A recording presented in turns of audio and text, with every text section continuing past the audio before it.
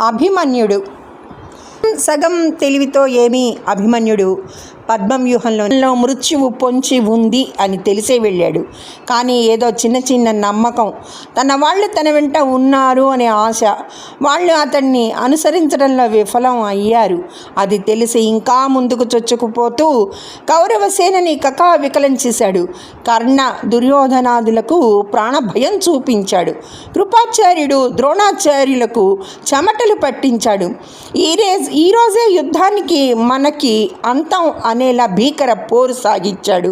కనీస ప్రతిఘటన ఇవ్వలేక కౌరవ యోధులు అంతా కలిసి అధర్మ యుద్ధం చేసి ఒక్కసారిగా దాడి చేసి చేతిలో ఆయుధం లేకుండా చేసి రథాన్ని విరగ్గొడితే రథచక్రమే చక్రాయుధంగా మార్చి పోరు సలిపాడు.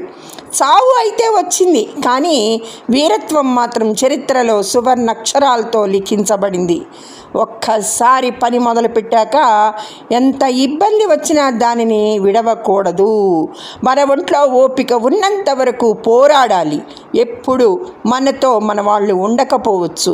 లక్షల కౌరవ సైన్యం మధ్యలో ఒంటరి అభిమన్యుడిగా నువ్వు మిగిలిపోవచ్చు. కానీ వెన్ను చూపక పోరాడిన వాడే చరిత్రలో తన పేరుని రాస్తాడు. ధన్యవాదములు. సర్వేజన సుఖినో భవంతు. హిమబాల.